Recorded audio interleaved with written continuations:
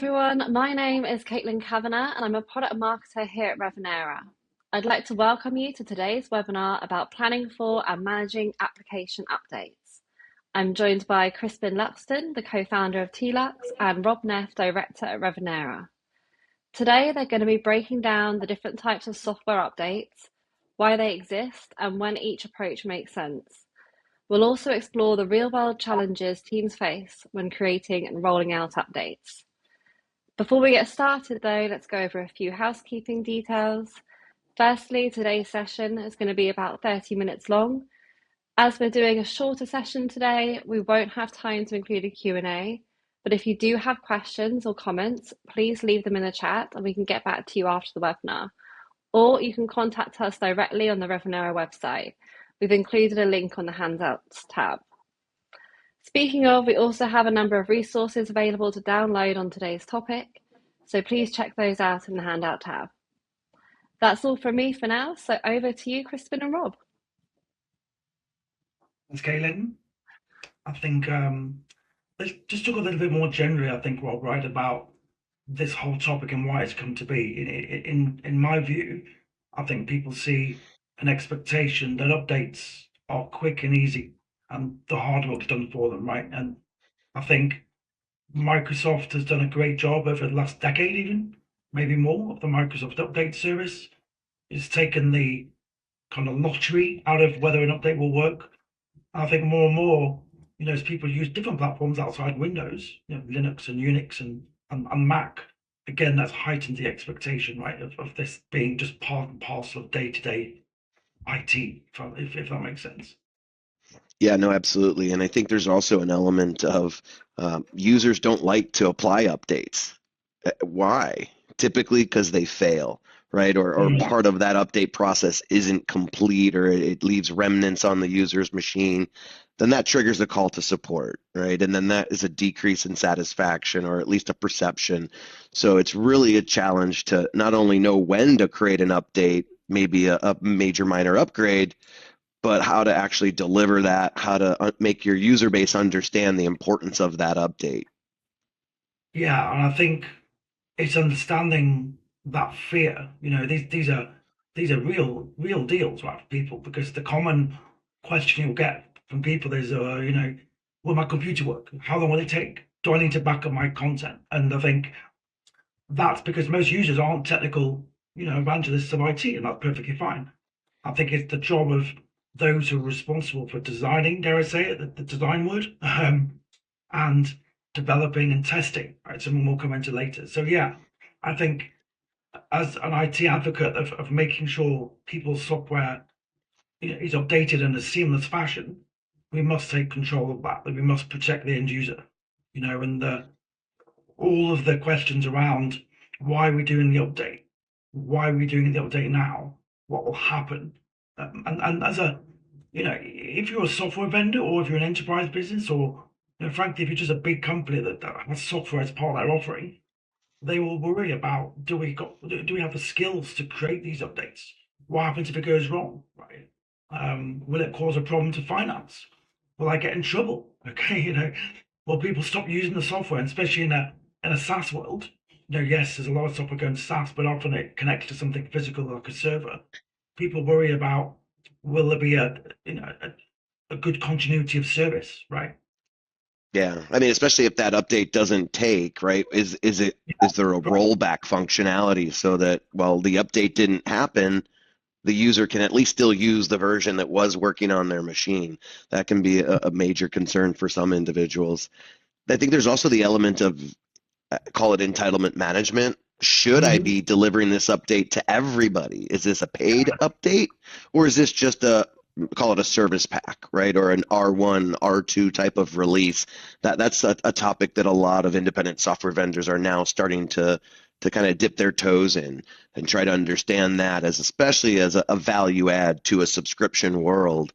Users are expecting timely, prompt, seamless updates.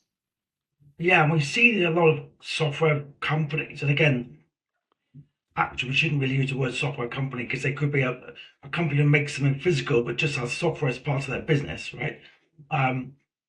They are increasingly being more selective about who gets these updates. and they're using that as a differentiator to pull people up to a newer version, a higher version, right? Perhaps, a more expensive version, right?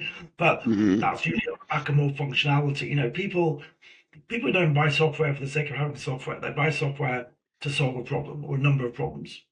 And the update, the ability of that update to make that software fit for purpose is critical. And, fundamentally, if you don't have a good outcome, then the best case is you might have a set of users who aren't particularly happy, right? And they'll inundate the support team, and that's got a cost. That's the best case, right? The worst case is you're going to start damaging your corporate brand. And as we all know, yeah, that takes a lot of time and money to repair. So I think a lot of considerations in that area. And I think we'll delve into it in a further slide, but I think there's also that question of how do I know who my users are? How do I know who to notify of getting an update? I might have a portfolio of products, and Mm. do I send that update to the entire installed base? Some don't need to apply it, some do. Some won't. So that would be the worst user experience is I receive a message that I have an update and I go through that process of an update only to find out it actually isn't for me or any product that I have, yet I've just spent all this time trying to update my system. Um, I think that's where, ISVs need to figure out how do they target the updates so that you're not sending an update to someone that doesn't even have the product or the right version of it. So I think Yeah, one of the words so I used last time, right, Rob, was design, right? Design and planning, and it's a word not often associated with software. A lot of people think software just gets created and magically appears, right? automatically. Yeah. Yeah, so I guess what is why? Why are you doing an update, right? Versus maybe a new release. There sometimes could be things that are trying to address a vulnerability, right? Or a known bug in an existing feature. So it isn't Mhm. a marketing opportunity to, sell a new release or it's a major version. So trying to figure out why am I doing this update and what's the span of products that it's impacted by? Is it an end of life version where you're no longer going to be supporting it, or is it there is a known criticality and you need to address that? I think also how you deliver that then to the customer or your user base is this an optional update or is this a mission critical update? I Mm. don't think anyone would want to rely, use myself as an example to make sure Rob knows to install updates properly and following policy. Some are just, nope, it's not up to you. This has to be updated versus some update that might add, well, I don't know, maybe additional enhancements that I may or may not take advantage of, that there's a big differentiator there. And you think, when do you force the update versus when do you present it as an optional value add Yeah. type of experience?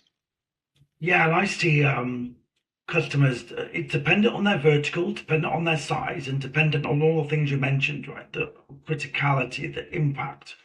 You know, it's around trying to make sure the end user or end users are firstly informed, right? So they know what's going on, they know why it's happening.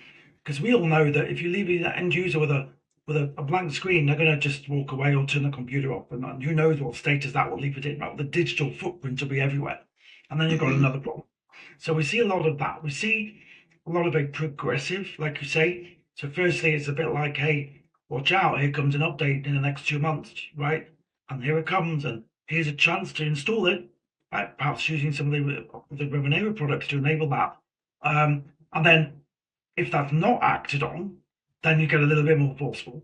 Kind of like, actually, you know what? Here's a screen. You must do this update. And then the kind of last chance, I guess, is you by some mechanisms you force it upon the end user. But that's it's not ideal. I think because it leads to a concept of the end user doesn't have control, and that's not a great thing. In the other areas, like enterprise, right, in a bigger company, all this will be managed anyway. So the end user will just come in and log in, and some magic scripts will happen, and it should be okay. Because actually, the IT guys have used products from Revenue and Flexero to make sure the due diligence of applying this update has been done. Either way, the cadence of either end users, so if we're talking B2B, or even B2C is even more, because the cadence that you might want to have an update done in is unlikely to be under your control, right? If you're a business, you might say, well, we'll have a patch Tuesday, or we'll have an update Friday, right? No one's in the office on Fridays, we'll do updates on Friday afternoons. Trouble is, if it goes wrong, who wants to pull a team in on a Saturday to resolve it ready for Monday? So there's all kinds of considerations. Similarly, there'll be some impetus somewhere, perhaps from product management, perhaps from finance, perhaps from marketing, to get across to the other side of the fence at X number of users by a certain date. But by hell and high water, right? However you do that, but you've got to be, I think, conscious, like you said, of what happens if it fails. Why are we doing the update? Consider the audience. Who are they? Are they going to have a chance to interact with this update? Should they? Should they not? Right? And again, the classic of internal versus external we've got on the slide here just is a really good point, because although it's the common separation, they're going to have likely the similar kind of needs, but they might attach it in a different way. So you're probably going to have more, say and more kind of input on an internal audience than you will at external. Yeah, I think that's a lot of the messaging, right, to the user.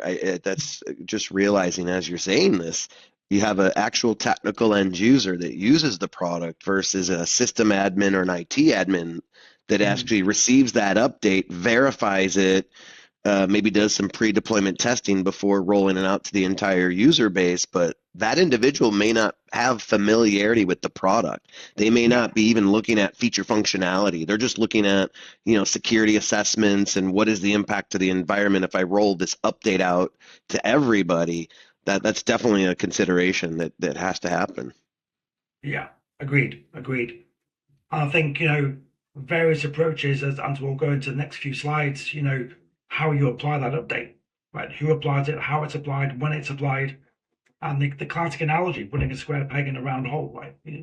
That might work a little bit, but you'll break the peg and you'll probably ruin the hole. So, that's not good. And the whole point of this is to get the software stable, get the platform stable. So yeah, I think really interesting points.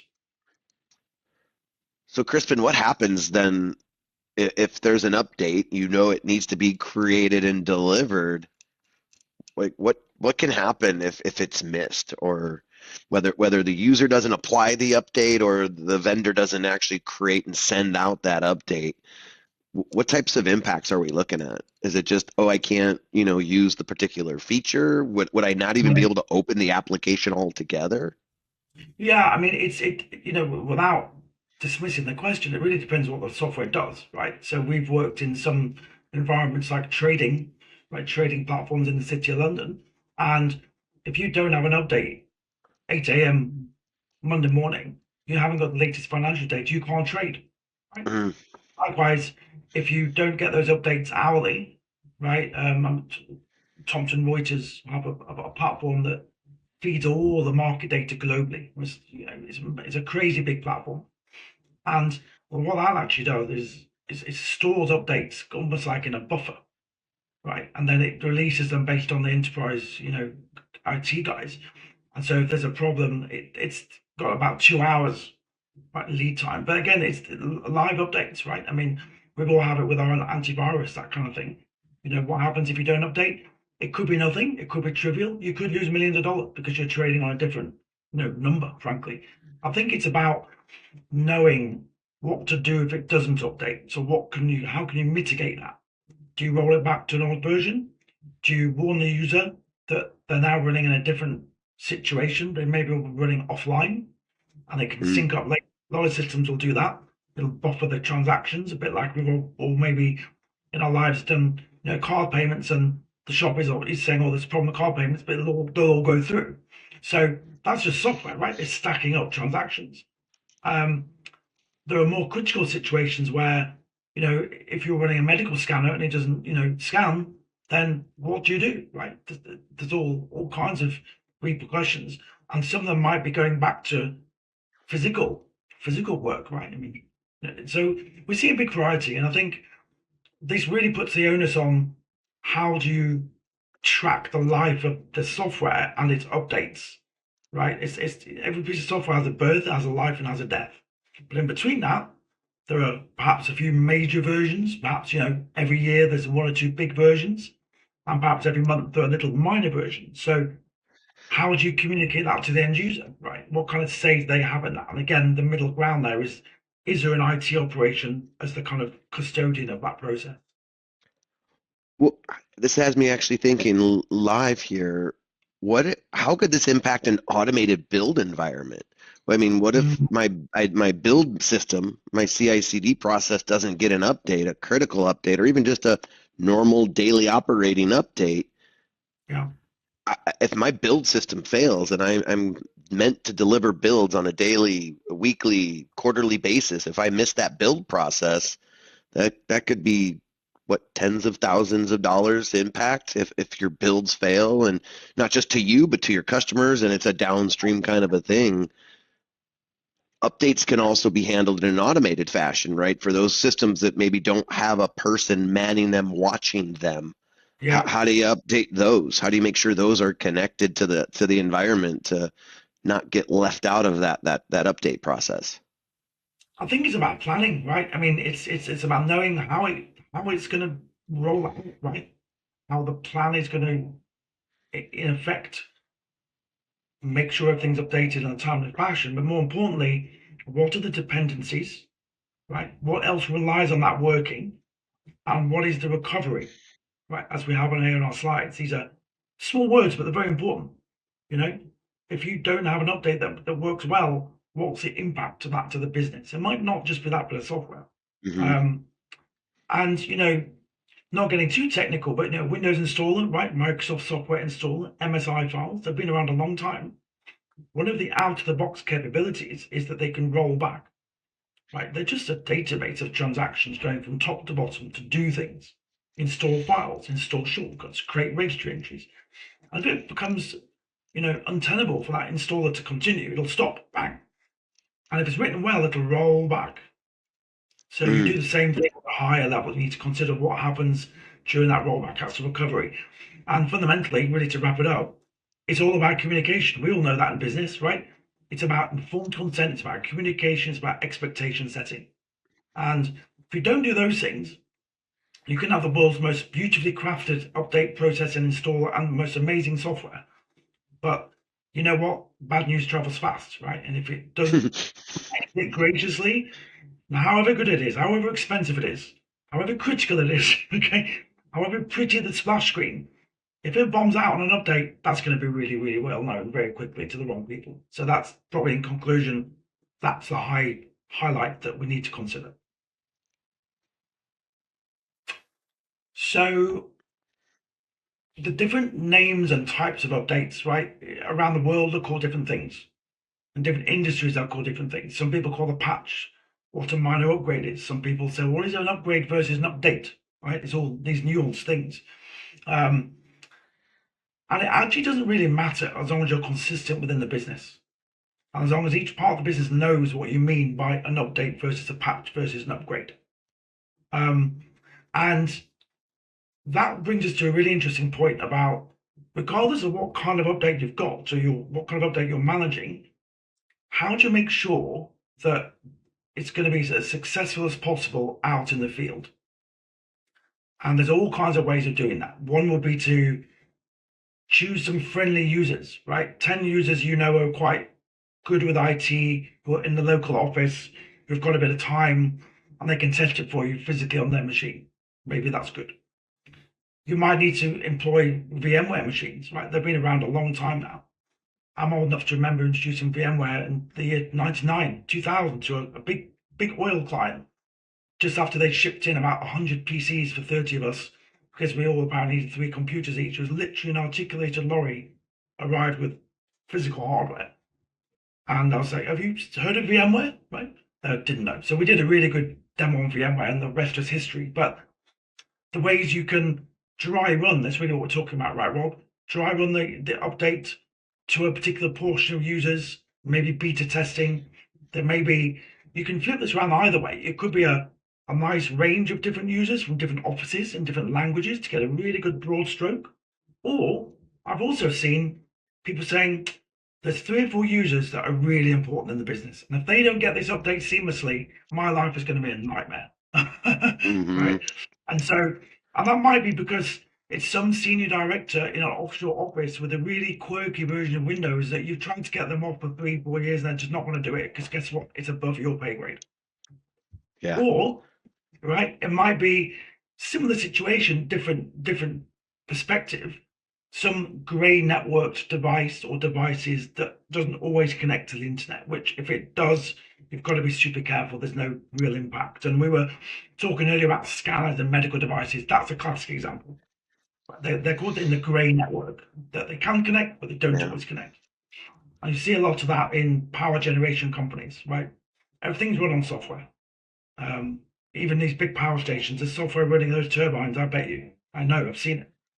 And so, yeah, having a model where you selectively roll out, you selectively test, you make sure like version numbering, right, Rob? There's a whole discussion, we probably need to do another day about version numbering. But Yeah. the, You mean I can't just go from version 1 to the most current version 10 in one go, or can I? you may make How big are these updates though, right? If I was doing that, or if I'm a bad user and I've ignored the optional updates for 2, 3, 4 revs, do I have to go through all of the updates, or is there like a cumulative update so that I can get yeah, current in one go? And does that yeah, impact the size of the update then, yeah, right? Like, all of the above, right? So cumulative is the way forward. Cumulative is accepted best practice. We probably all remember the days of floppy disks or at least CDs, installing big software in the day with a whole pile of these things in the right order. And those days, thankfully, are gone. With the advent of the internet, the advent of broadband, of Wi-Fi, data size isn't as big a problem as it used to be. One of the jobs we used to have as installation authors was to get that installed as small as possible. Try and get it all on one mhm, CD. Not a big deal anymore, but that doesn't distract from the importance of making it as efficient as possible, as you yeah, say. And you've definitely got to consider, like we were saying earlier, the audience, right? Cumulative updates. I don't want to have to go back through all these previous versions. I might not know what I've got as well. Um, and that yeah, brings us into the importance, right, of self-targeting. I release this out to the team, to the business. I don't quite know who's got what, right? I mean, everyone will say, "Well, I know what version's out there," but you might know. It's a classic software company conundrum, right? You know who's bought your software. You've probably got a good CRM somewhere. You can look into Salesforce, any of the other back office systems are available, right? You can look at whatever you use. You'll know who bought it, but unless you've given due thought and put some technicalities in there, you would not know who's using what and where, are you? It's what I mhm. see, and that's a big difference, and that's the impact. And I would think a lot of users are trying to figure out the best ways, maybe call it a best business practice, to integrate when they're updating their actual application. How do they update the installer so that it is together, not an Mm, afterthought? And I think a lot mm, of that blends into the CI/CD process. And when you talk totally. about automation and physical machines versus virtual machines, moving to the cloud for that type of integrated process for, I now have created a new patch and update. I now have automatically created now my installer. Now Mm. I then now I can go and deploy, or I can do that next step. Is that something that you see from your side of the world, that is becoming a theme of how to leverage automation, cloud-based environments, even if it's just for testing and pre-deployment? Yeah, totally. It's the adage of smarter, not harder, right? Nobody sits in front of a PC now dragging and dropping files from Explorer into something like Install Shield, right? You will Hmm. have a process where your developers will upload the binaries of said product into a repository. You'll run a script overnight that will pull it out of that repository, make an install build project, make whatever builds you need, and even just then upload that to some deployment system. So you come in the morning and it's already been auto deployed to your chosen user group. So yeah, that whole world is changing. It's still changing. I think it's still in Hmm. the process of changing. Right? I think it's almost like trying to change a wheel on a bicycle whilst it's on the road. It's a lot of changes going on. Well, It's certainly not the end of that story. and Definitely. you do have to stop at some point in that analogy, right, to change that tire. So I think some Yeah. some organizations maybe are concerned about stopping something to fix it. So they want to keep it kind Yeah, of going in a continuous type of manner. So that, again, that just speaks to what you were saying earlier about kind of picking user groups or not just opening the floodgates, if you will, but consciously with planning and understanding how you're going to not just notify, but also deliver these updates.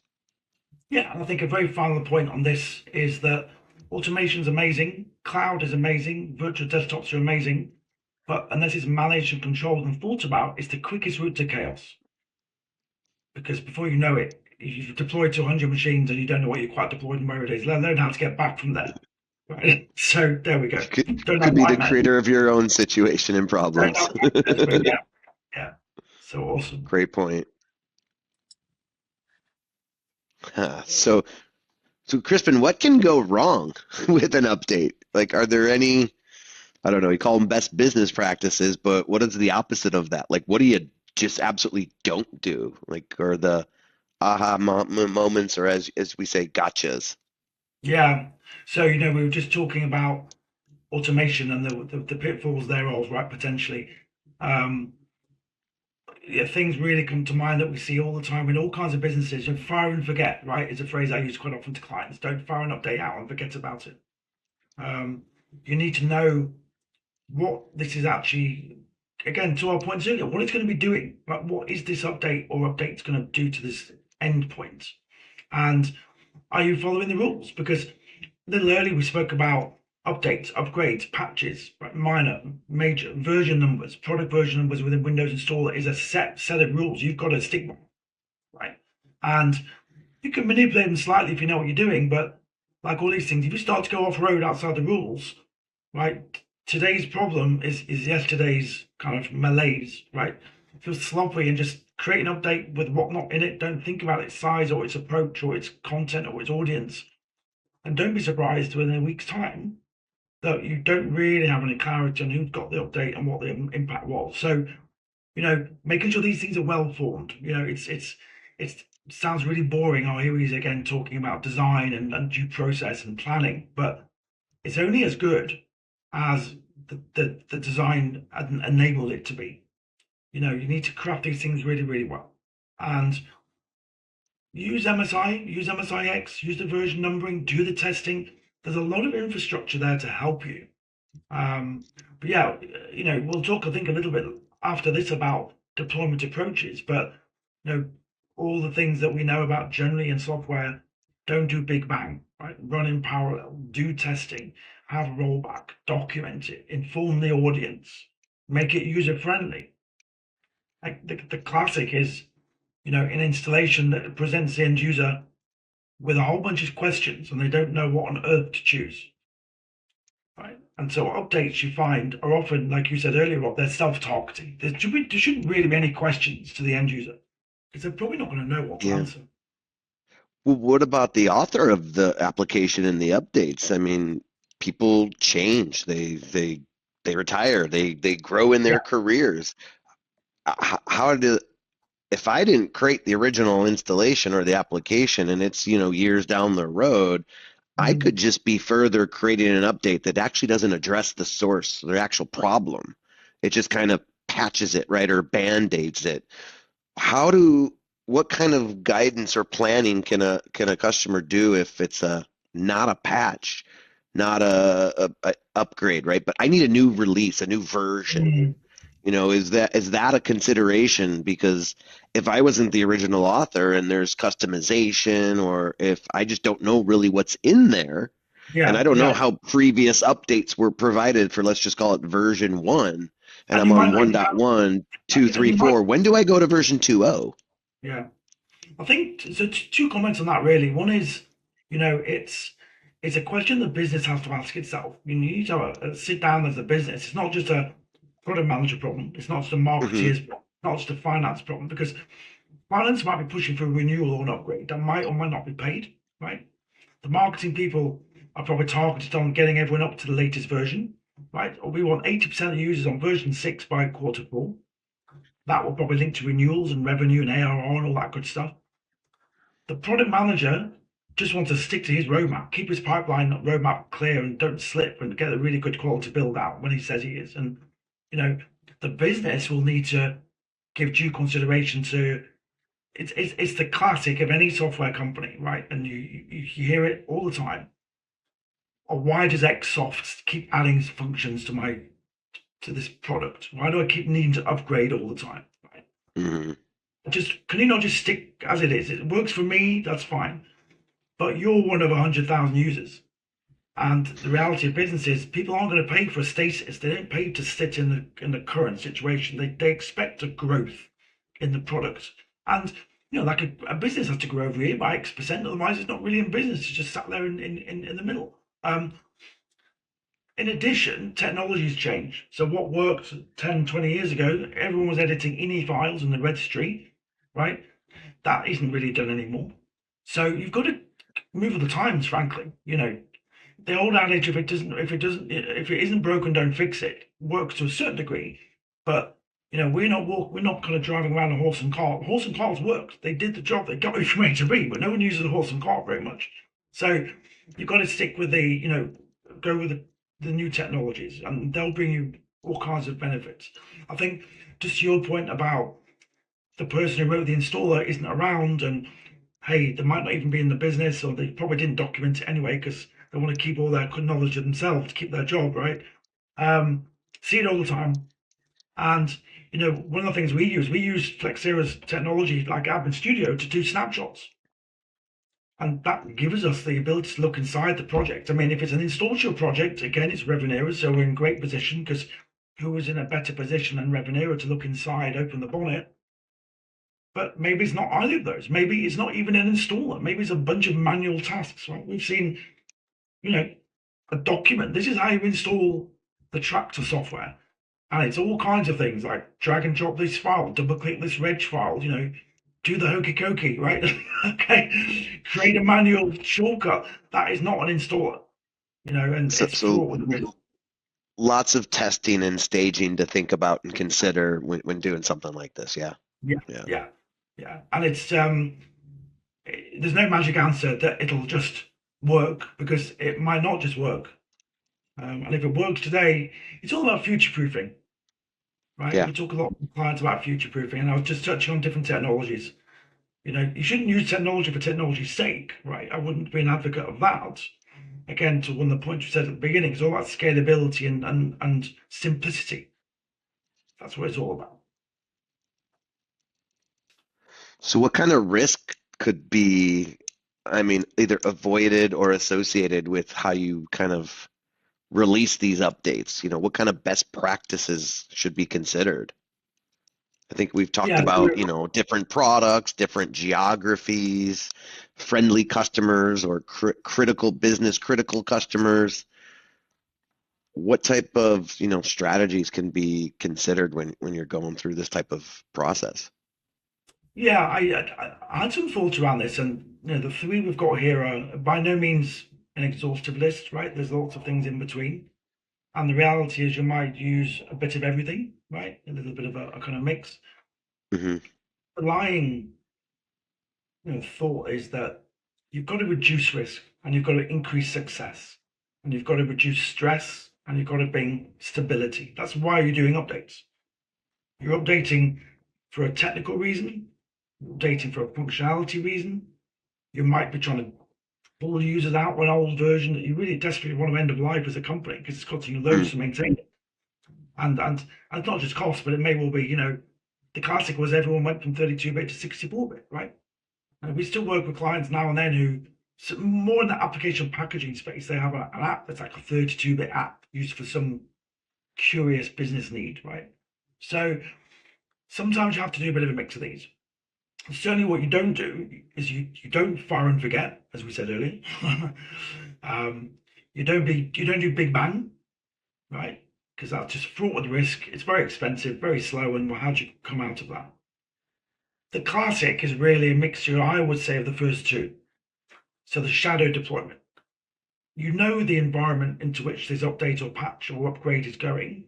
To a certain degree, you'll know that. You're not driving along in the fog. you might mix it with a limited release. As we said earlier, I think we touched on, you might pick a particular geography or particular user base that's slightly more manageable rather than throwing it all out there.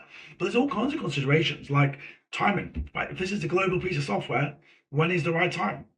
We talk about this all the time, and it's usually not a Monday or a Friday, right? And certainly these days, with people's kind of, not everyone's really back in the office 5 days a week, but a lot of people are in the middle of the week, and it gives you that ability to, Microsoft do Patch Tuesday for a reason, and again, that's probably another discussion for another day. In that, one of the points we touched on earlier is auto updates. The auto update option in Microsoft, your software can have the same, it will have the same. That's an important toggle to consider, because the minute you're giving an auto update ability, you're turning off your ability as a vendor or an IT team to do any of these things, because that update goes straight through. Right. So that's where there's got to be a liaison between really the product development team, the product managers, and the marketing team, right, and the business, and to know the audience. So the one Yeah, I I didn't mean, that touch can on be is a huge value add.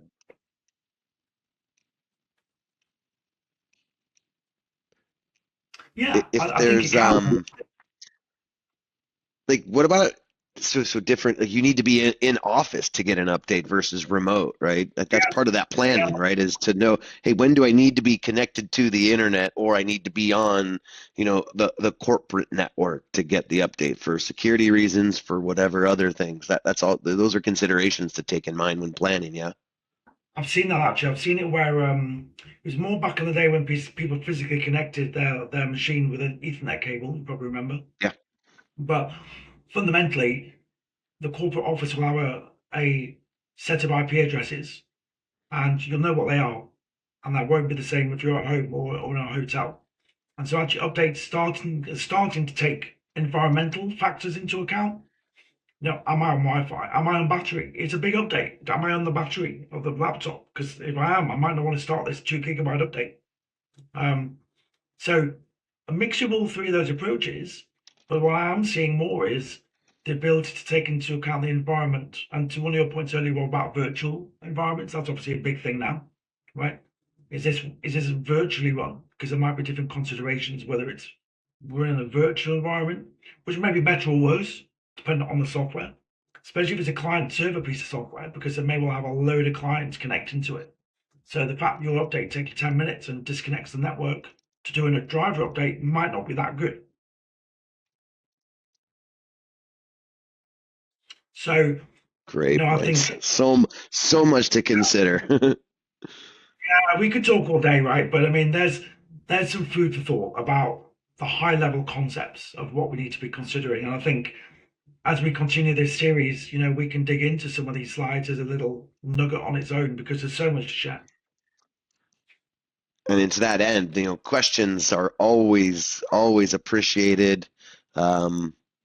We love to hear from users, from other companies, what they're doing, what are they struggling with, what kind of challenges do they That's how see, we learn. That's not how just we what learn. we see every day, right? Yeah, exactly. That's one of the things we pride ourselves at TLux is we have a wealth of experience, over 25 years in this space, but we learn new things every week. And that's the way it should be. People are finding new and interesting ways, let's say, to leverage the technologies. And again, last point, the technology doesn't stand still. So really good to chat on these topics today. Awesome. Thank you so much, Rob and Crispin. That was so great. So much information to take in. Definitely all we have time for today. But as you guys said, I think you could probably keep going on this topic. You're obviously both so passionate about what you do. But yeah, and thank you so much for everyone for joining.